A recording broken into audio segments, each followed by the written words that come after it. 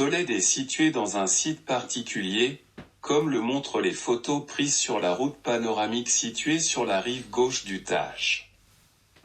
À cet endroit, le Tage fait un important méandre afin de contourner une crête rocheuse, tout en s'encaissant dans le relief, et en creusant une vallée encaissée.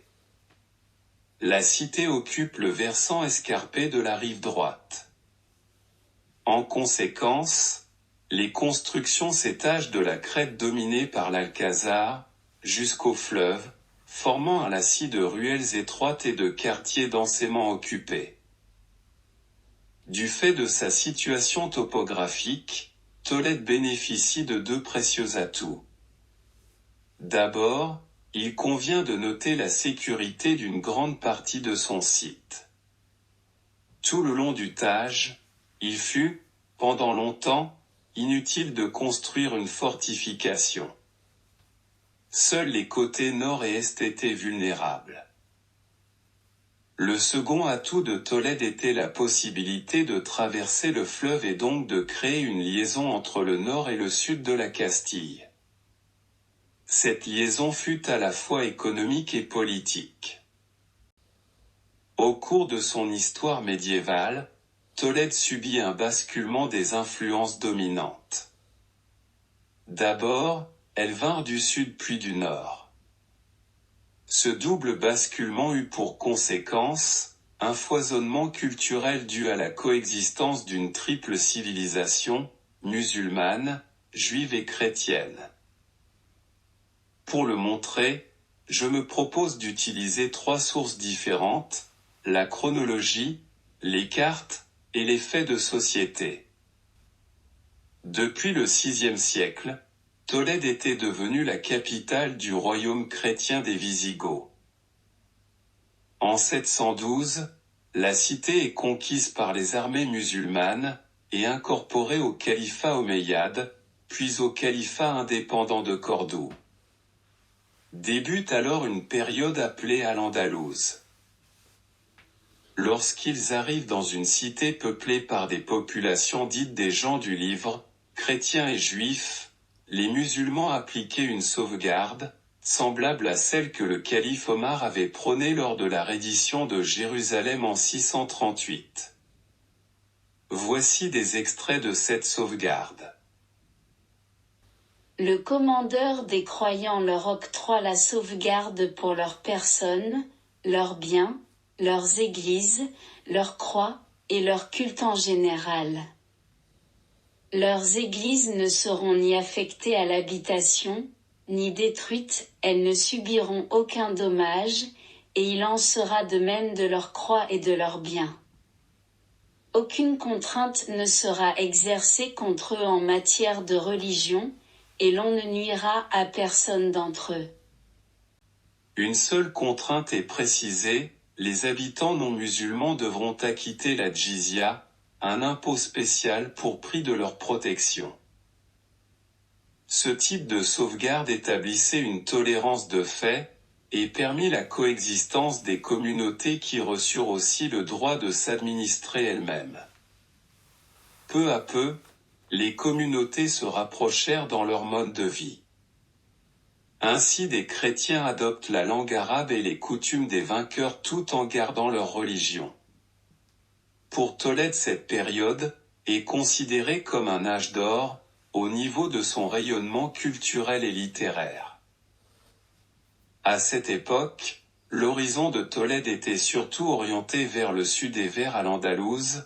La cité ne comportait pas de remparts dans cette direction, étant suffisamment protégée par la vallée encaissée du Tage. Par contre, au nord et à l'est, au niveau du seul endroit facilement accessible, Tolède était fortifiée grâce à un double rempart, dont le tracé est facilement reconnaissable sur le plan du XVe siècle. Un seul pont sur le Tage existait, le pont d'Alcantara. La partie la plus haute de la cité était ceinte d'un rempart spécifique, car c'est là que se trouvait le palais royal wisigoth, l'actuel Alcazar. Sur le plan, j'ai mentionné les portes principales.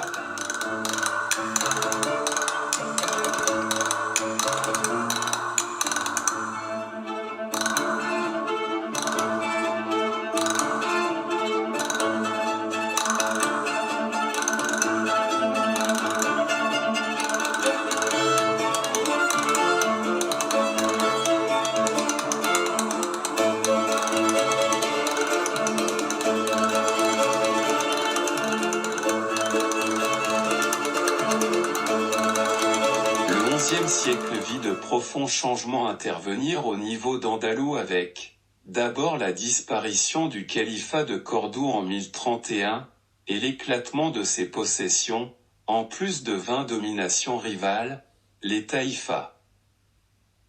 Tolède devint la capitale d'un de ces États. Il s'ensuivit un état de guerre larvé entre ces États, qui amenèrent certains taïfas à demander secours aux princes chrétiens.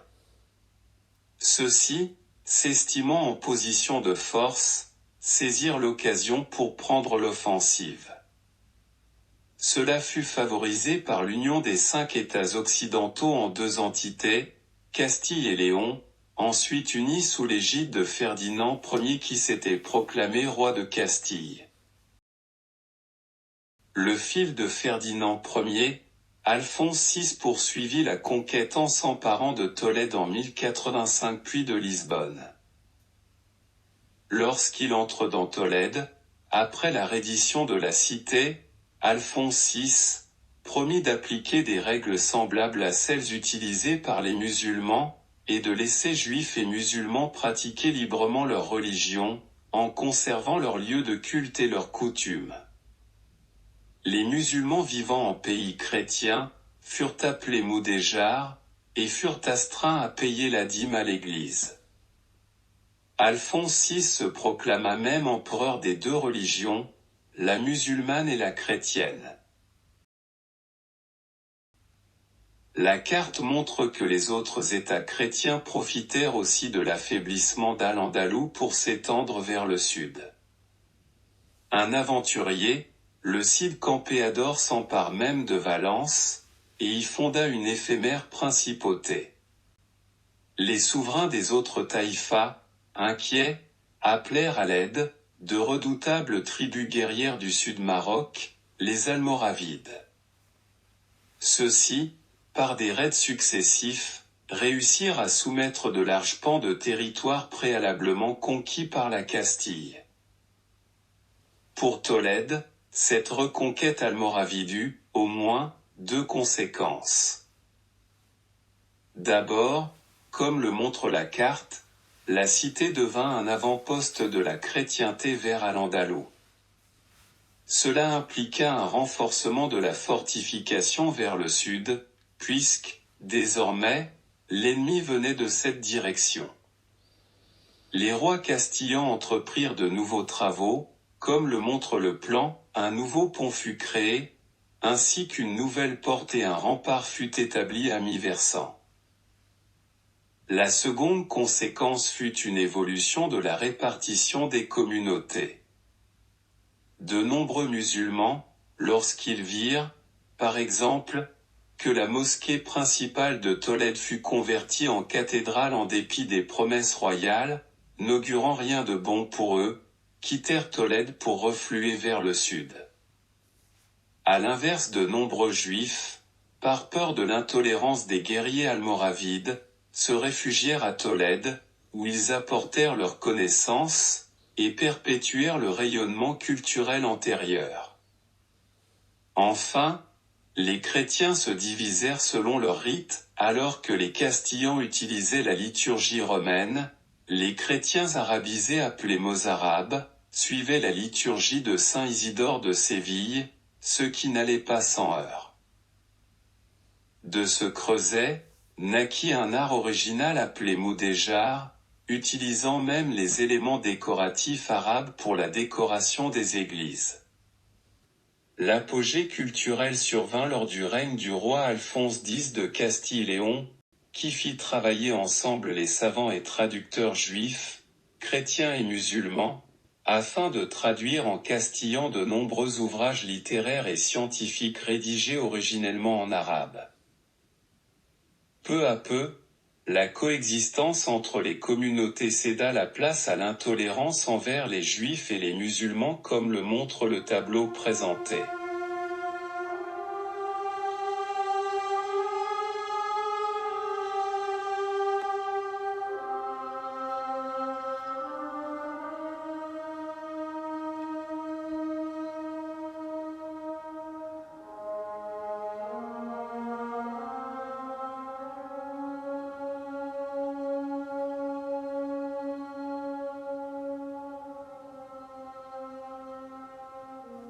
Ces restrictions conduisirent, après la fin de la reconquête survenue en 1492 à l'époque des rois catholiques avec la prise de Grenade, à une homogénéisation de la population et à la disparition de ce qui faisait la richesse culturelle de Tolède. Le transfert de la capitale de l'Espagne de Tolède à Madrid en 1561 montra bien que Tolède appartenait au passé, et c'est ce passé que le visiteur actuel peut y retrouver, comme le montreront les vidéos que je consacrerai à ce propos.